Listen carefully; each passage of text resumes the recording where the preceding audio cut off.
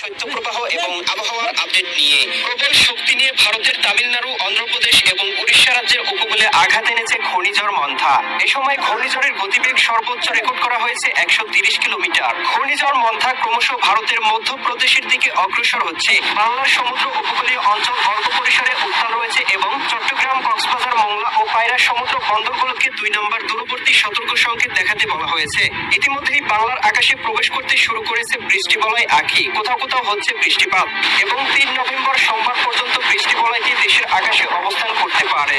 আজ 29 অক্টোবর বুধবার এবং আগামীকাল 30 অক্টোবর বৃহস্পতিবার জানিয়ে দেব কেমন থাকার সম্ভাবনা রয়েছে আগামী 24 থেকে 48 ঘন্টা দেশের 8 বিভাগের 64 জেলার আবহাওয়া পরিস্থিতি। তাই প্রিয় দর্শক, আপনি বাংলাদেশের কোন জেলা থেকে ভিডিওটি দেখছেন এবং আপনার জেলায় এই মুহূর্তে আবহাওয়ার কেমন অবস্থা রয়েছে কমেন্ট করে আমাদেরকে জানিয়ে দিন। প্রতিদিনের নিত্য নতুন আবহাওয়ার খবর এবং পূর্বাভাস পেতে এই ভিডিওটিতে লাইক দিয়ে চ্যানেলটি সাবস্ক্রাইব করে বেল আইকন অন করে রাখুন।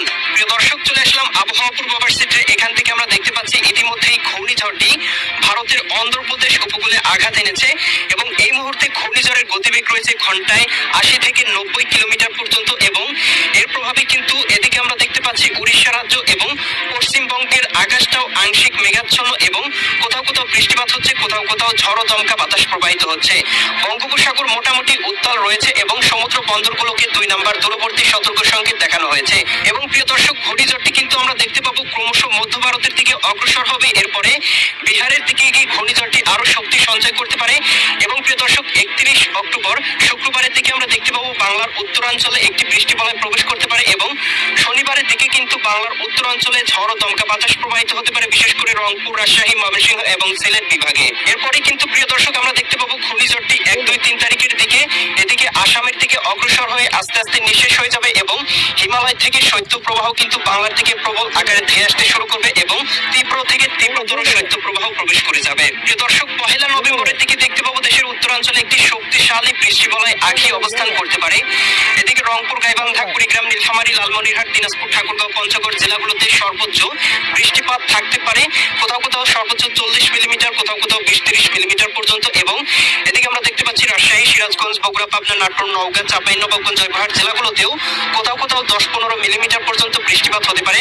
এদিকে আমরা দেখতে পাচ্ছি ময়মনসিংহ, জামালপুর, শেরপুর, নেত্রকোনা, সিলেট, সুনামগঞ্জ, হবিগঞ্জ, মৌলভীবাজার অঞ্চলগুলোতেও 1-2 মিলিমিটার থেকে ভারী থেকে অতি ভারী বৃষ্টিপাত হতে পারে।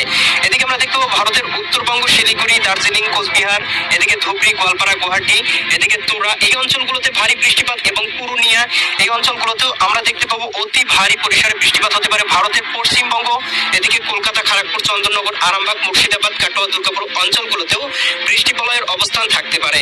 এবং প্রিয় দর্শক, আমরা দেখতে পাবো বৃষ্টিবলয়টি কিন্তু 2-3 তারিখের দিকে আসামের দিকে অগ্রসর হয়ে আস্তে আস্তে বাংলার আকাশ থেকে বিদায় নিবে। প্রিয় দর্শক, চলে আসলাম এই মুহূর্তের ইউরোপিয়ান ভূ-উপগ্রহ চিত্র। এখান থেকে আমরা দেখতে পাচ্ছি ঘূর্ণিঝড়ের প্রভাবে পুরো ভারত জুড়ে কিন্তু মেঘমালা প্রবেশ করে গিয়েছে এবং আংশিক মেঘমালা কিন্তু আমরা দেখতে পাচ্ছি বাংলার আকাশেও প্রবেশ করে গিয়েছে। বিশেষ করে এদিকে আমরা দেখতে পাচ্ছি খুলনা বিভাগ, ঢাকা বিভাগ, রাজশাহী, এদিকে রংপুর এবং ময়মনসিংহ বিভাগের আকাশে কিন্তু মেঘমালা প্রবেশ করে গিয়েছে, তবে কিন্তু কোথাও ভারী পরিসরে বৃষ্টিপাত হচ্ছে না।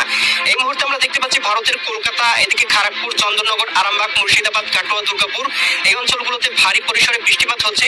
এদিকে আবার দেখতে পাচ্ছি উত্তরাঞ্চল, পুরুলিয়া, শিলিগুড়ি, দার্জিলিং, কোচবিহার, গোয়ালপাড়া, গুয়াহাটি, ধুবড়ী, তুরা, এদিকে আসাম, এদিকে এই অঞ্চলগুলোতেও কিন্তু ভারী পরিসরে বৃষ্টিপাত হচ্ছে।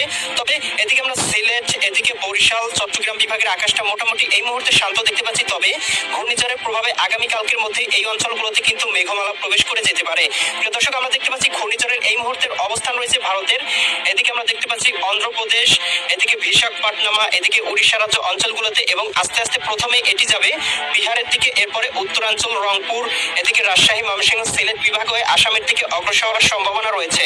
প্রিয় দর্শক, চলে আসলাম এই মুহূর্তের মেঘমালা চিত্রে। এখান থেকে আমরা দেখতে পাচ্ছি এদিকে খুলনা বিভাগ, খুলনা, যশোর, সাতক্ষীরা, বাগেরহাট, ঝিনাইদহ, মাগুরা, নড়াইল, কুষ্টিয়া, চৌডাঙ্গা, মেহেরপুর, রাজশাহী, সিরাজগঞ্জ, বগুড়া, পাবনা, নাটোর, নওগাঁ, চাঁপাইনবাবগঞ্জ, জয়পুরহাট, ময়মনসিংহ, জামালপুর, শেরপুর, নেত্রকোনা জেলাগুলোতে আকাশে আংশিক পরিসরে মেঘমালা প্রবেশ করেছে। সেই সাথে আমরা দেখতে পাচ্ছি ভারতের কলকাতা, খড়গপুর, চন্দননগর, আরামবাগ, মুর্শিদাবাদ, কাটোয়া, দুর্গাপুর, এদিকে রয়েছে বাঁকুড়া, বর্ধমান এই অঞ্চলগুলোতেও ভারী পরিসরে বৃষ্টিপাত হচ্ছে। এদিকে দেওঘর, গৃথি, এদিকে আমরা দেখতে পাচ্ছি উত্তরবঙ্গ, পুরুলিয়া, এদিকে এই অঞ্চলগুলোতে মোটামুটি এই মুহূর্তে ভারী পরিসরে মেঘমালার অবস্থান রয়েছে এবং ভারী ভারী পরিসরে বৃষ্টিপাত হচ্ছে। দর্শক, আমরা দেখতে পাবো আগামীকাল 30 অক্টোবর বৃহস্পতিবারের দিকে এদিকে আপনার ঘূর্ণিঝড়ের অবস্থান থাকতে পারে ভারতের মধ্যপ্রদেশের দিকে।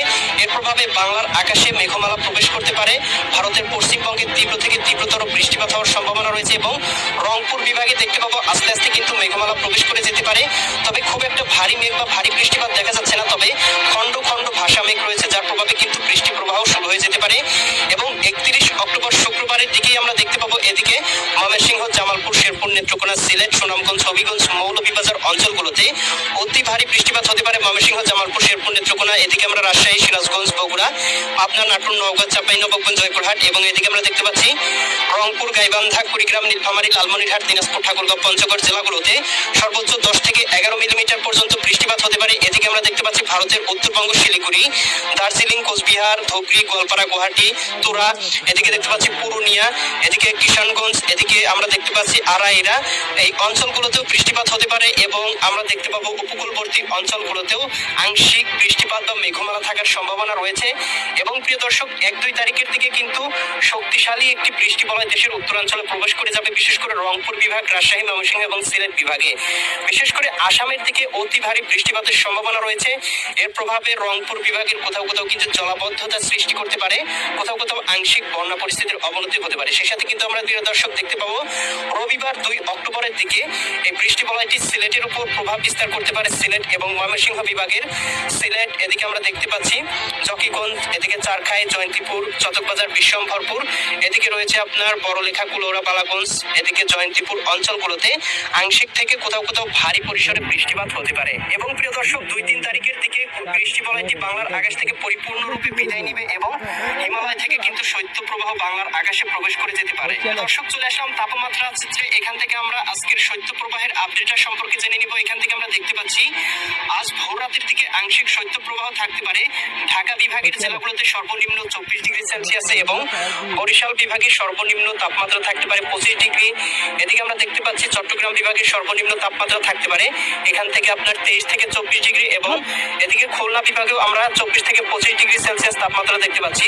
রাজশাহী বিভাগের সর্বনিম্ন তাপমাত্রা আসতে পারে ভোর রাতের দিকে 23 থেকে 24 ডিগ্রি। রংপুর বিভাগে আমরা সর্বনিম্ন তাপমাত্রা দেখতে পাবো 22 ডিগ্রি সেলসিয়াসে। ভারতের উত্তরবঙ্গে তাপমাত্রা কিছুটা কম থাকতে পারে। পশ্চিমবঙ্গের তাপমাত্রাও 24 থেকে 25 ডিগ্রি দেখতে পাবো। এদিকে মেঘালয় এবং মিজোরামের অঞ্চলগুলোতে কিন্তু 20 ডিগ্রির নিচে থাকতে পারে, তবে ত্রিপুরা রাজ্যে কিন্তু তাপমাত্রা 22 থেকে 23 ডিগ্রি, কোথাও কোথাও 24 ডিগ্রি থাকার সম্ভাবনাও রয়েছে। প্রিয় দর্শক, দিনের আবহাওয়া অত্যন্ত শুষ্ক থাকায় এবং বৃষ্টি প্রবাহের কারণে তাপমাত্রা কিছুটা কমে আসতে পারে। আমরা দেখতে পাচ্ছি ঢাকা বিভাগে 29 থেকে 30 ডিগ্রি সেলসিয়াস থাকতে পারে দুপুরের দিকে। বরিশাল বিভাগেও 30 ডিগ্রি সেলসিয়াস, খুলনা বিভাগের সর্বনিম্ন সর্বোচ্চ থাকতে পারে 28 ডিগ্রি সেলসিয়াসে, রাজশাহী বিভাগের সর্বোচ্চ 28 ডিগ্রি এবং এদিকে রংপুর বিভাগেও সর্বোচ্চ 28 ডিগ্রিতে থাকতে পারে। ময়মনসিংহ বিভাগের সর্বোচ্চ 30 ডিগ্রি এবং সিলেট বিভাগের সর্বোচ্চ 32 ডিগ্রি। এদিকে চট্টগ্রাম বিভাগের সর্বোচ্চ 31 থেকে 32 ডিগ্রিতে থাকার সম্ভাবনা রয়েছে। ভারতের ত্রিপুরা রাজ্যেও একই অবস্থা। মেঘালয়, মিজোরামের দিকেও মোটামুটি তাপমাত্রা 20 থেকে 25 ডিগ্রি সেলসিয়াসে থাকার সম্ভাবনা রয়েছে। ভারতের কলকাতার দিকে দেখতে পাবো সর্বোচ্চ তাপমাত্রা থাকতে পারে 26, 27, 28, 29 এইরকম। দর্শক, এই ছিল আবহাওয়া এবং ঘূর্ণিঝড়ের সম্পূর্ণ পূর্বাভাস। কেমন লাগলো কমেন্ট করে জানিয়ে দিবেন। পরবর্তী আপডেট সবার আগে পেতে চ্যানেলটি সাবস্ক্রাইব করে বেল আইকন অন করে রাখুন। আল্লাহ।